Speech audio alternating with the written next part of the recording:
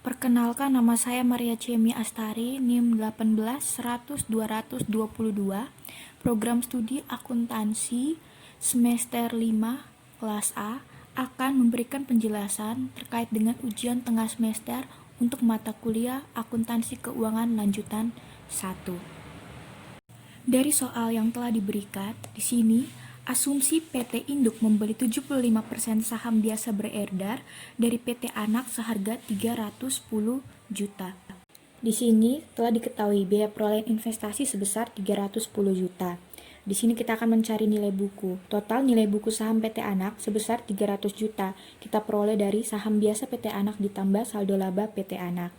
Karena PT Induk membeli hanya 70% saham PT Anak, nilai buku saham yang dibeli adalah 225 juta, diperoleh dari nilai buku 300 juta dikalikan dengan 75%. Nah, selanjutnya total harga beli yang dibayar PT Induk sebesar 310 juta menghasilkan diferensial sebesar 85 juta.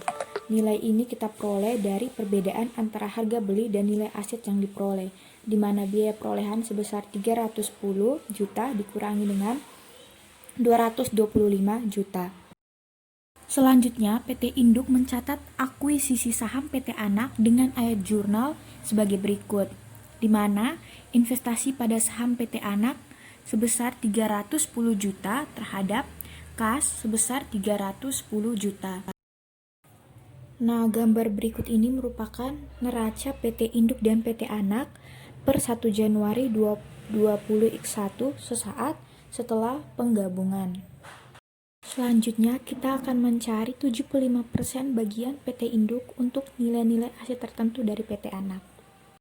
Yang pertama, persediaan, di mana dalam nilai buku persediaan sebesar 60 juta dan nilai wajar sebesar 65 juta.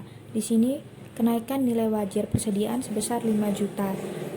5 juta dikalikan dengan 75% menghasilkan 3.750. Yang kedua, tanah. Nilai buku tanah sebesar 40 juta, sedangkan nilai wajarnya sebesar 50 juta. Di sini kenaikan nilai wajar kita peroleh sebesar 10 juta. Nilai untuk bagian PT Induk sebesar 75% dikalikan dengan 10 juta hasilnya 7.500.000. Selanjutnya untuk bangunan dan peralatan. Nilai buku bangunan dan peralatan sebesar 300 juta, sedangkan nilai wajarnya sebesar 360 juta. Di sini menghasilkan selisih sebesar 60 juta untuk kenaikan nilai wajar. 60 juta dikalikan dengan 75% bagian PT Induk menghasilkan 45 juta. Nah, total dari 75% bagian PT Induk untuk persediaan tanah, bangunan, dan peralatan menghasilkan 56.250.000. PT Induk hanya memiliki 75% klaim atas aset PT Anak, jadi hanya memperoleh 56.250.000 dari harga beli yang terkait dengan kenaikan nilai aset PT Anak. Berdasarkan standar akuntansi yang berlaku saat ini, hanya bagian induk atas kelebihan nilai buku dibanding nilai buku yang dapat diakui. Dengan 56.250 diferensial dialokasikan ke aset dapat diidentifikasi PT Anak. Sisa 28.750.000 kita peroleh dari 85 juta nilai diferensial dikurangi dengan 56 juta, itu menghasilkan 28.750 yang akan diatribusikan ke goodwill. Nah, berikut ini adalah ayat jurnal yang akan dimasukkan ke dalam kertas kerja, di mana saham biasa PT Anak sebesar 200 juta, saldo laba per 1 Januari sebesar 100 juta, dan diferensial sebesar 85 juta terhadap investasi pada PT Anak sebesar 310 juta, dan kepemilikan non-pengendali sebesar 75 juta. Nilai kepemilikan non-pengendali ini kita peroleh dari selisih lebih nilai wajar di atas nilai buku atas aset neto yang dapat diidentifikasikan, yaitu 225 juta dikurangi dengan 300 juta.